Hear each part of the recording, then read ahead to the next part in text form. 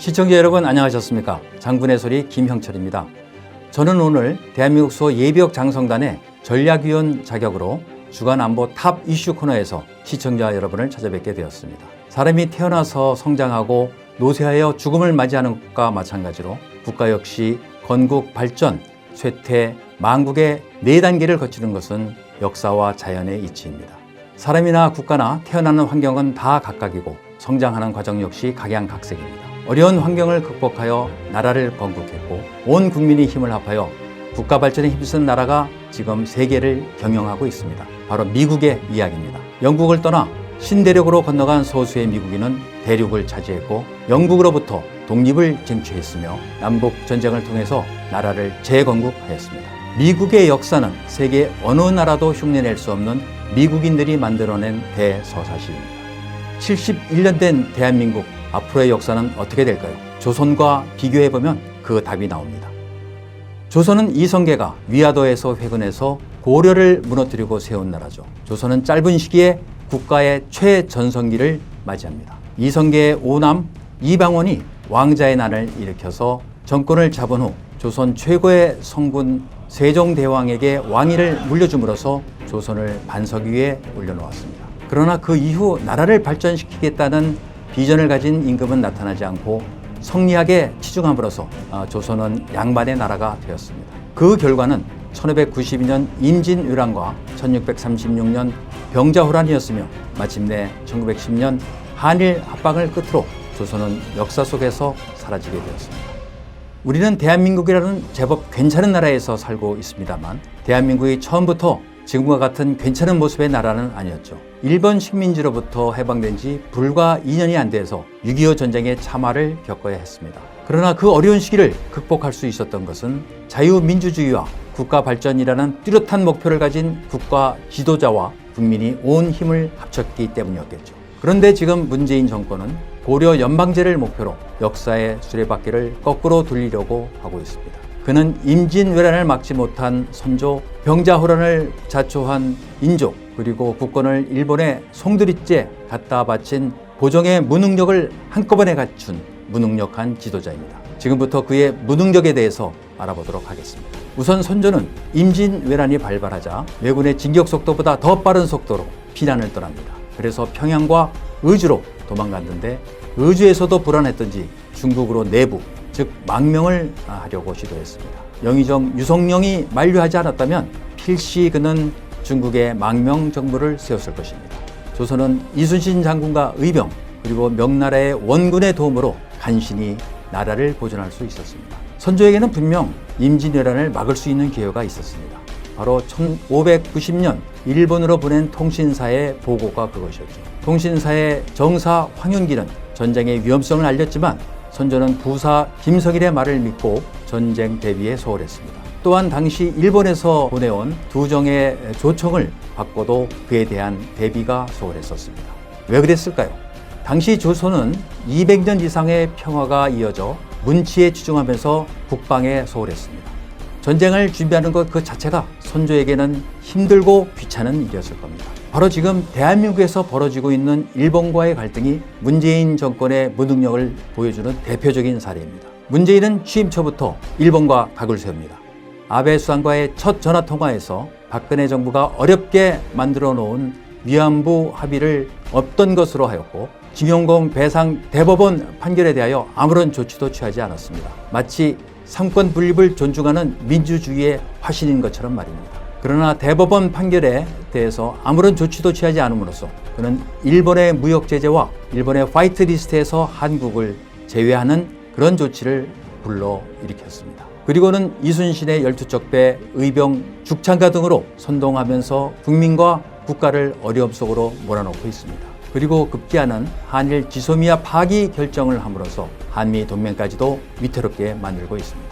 어쩌면 문재인 정권의 진정한 목표가 한미 동맹의 파기가 아닌가 하는 의심을 갖게 하는 대목입니다.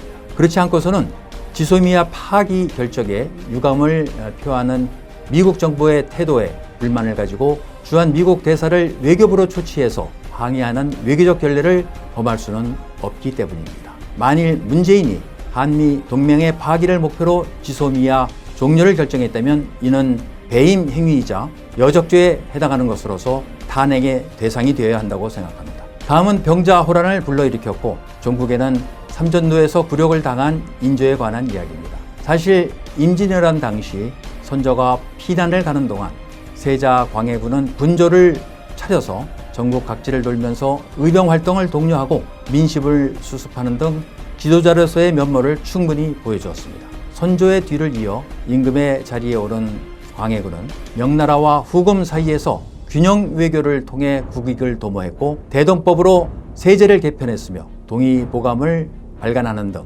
연유왕 못지않게 내치와 외치에 충실한 왕이었습니다. 그러나 광해군의 균형 외교를 못마땅하게 여긴 세력들은 임목대비를 폐위하고 배달한 아우 영창대군을 죽이게 만든 광해군을 폐모살제라는 명분으로 인조 반정을 일으켜 광해군을 폐위시키고 인조를 새 임금으로 세웠습니다. 임금이 된 인조는 광해군의 균형 외교를 걷어치우고 다시 명나라를 섬기는 외교 정책을 택함으로써 결국 후금으로부터 두 차례 침략을 받고 1637년 삼전도에서 청황제에게 무릎을 꿇고 3번 절하고 9번 머리를 조아리는 치욕을 당했습니다. 박근혜 정부를 탄핵으로 내몰고 정권을 차지한 문재인 정권은 anything but 박근혜를 국정 모토로 삼고 무조건 박근혜 정부의 정책을 부정하고 폐기했습니다. 박근혜 정부에서 일하던 장차관과 군 고위 장성들을 모두 잡아넣었고 그중 이재수 장군과 같은 대쪽 같은 장수는 죽음으로 문재인 정권의 정면으로 항거했습니다. 결정적으로 문 정권은 취임 초인 2017년 강경화 외교부 장관을 중국으로 보내서 사드 배치와 관련해서 산불 정책을 선언함으로써 제2의 삼전도 굴욕을 치렀습니다. 북한 핵이 폐기되지 않고 오히려 더욱 성능이 향상되고 있는 현 상황에서 이러한 선언이 얼마나 국익에 반하며 얼마나 국가 자존심에 상처를 준 것인지 국민 여러분은 아셔야 됩니다.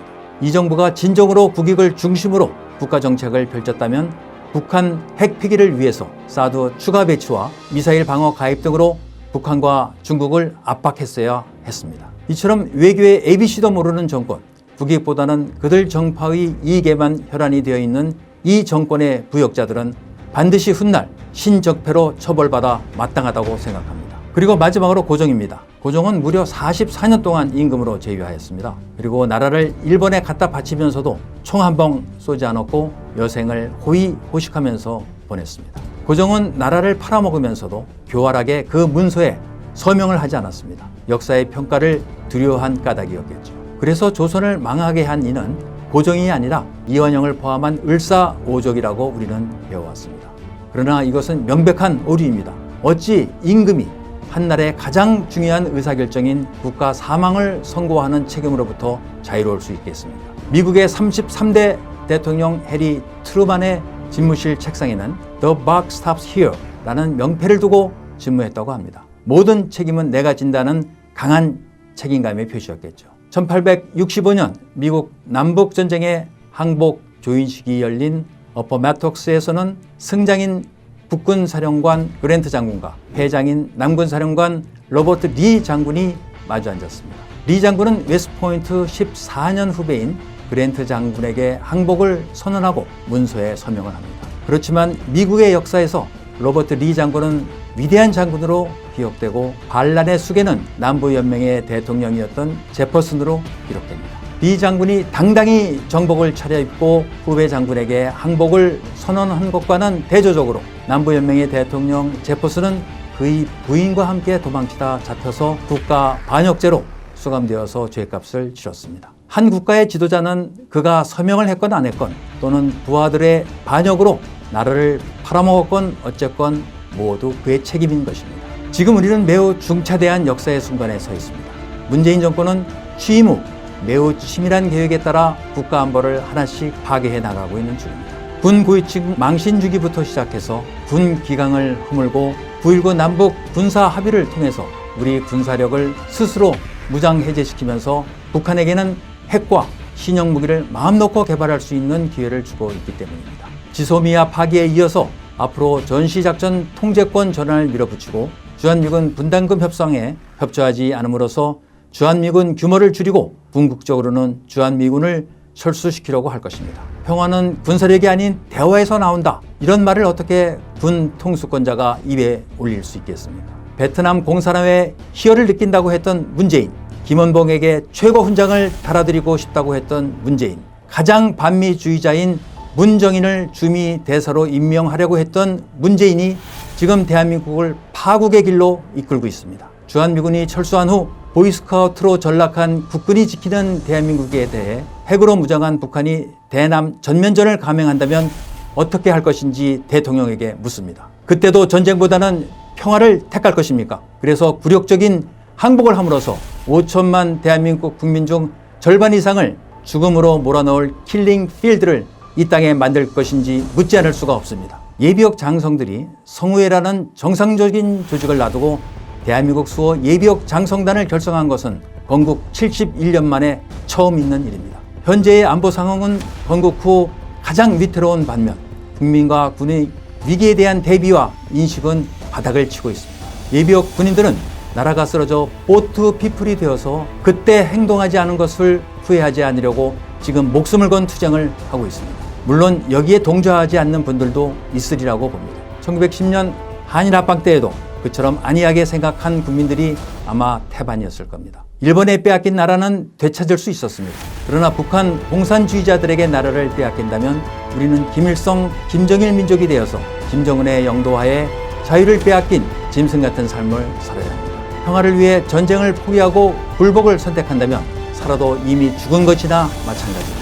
이제 우리는 자유냐 노예냐 선택의 기로에 서 있습니다. 자유대한민국의 국민은 힘차게 외쳐야 합니다. 자유 아니면 죽음을 달라고. 그 맨 앞에 대한민국 수호 예비역 장성단이 서 있겠습니다.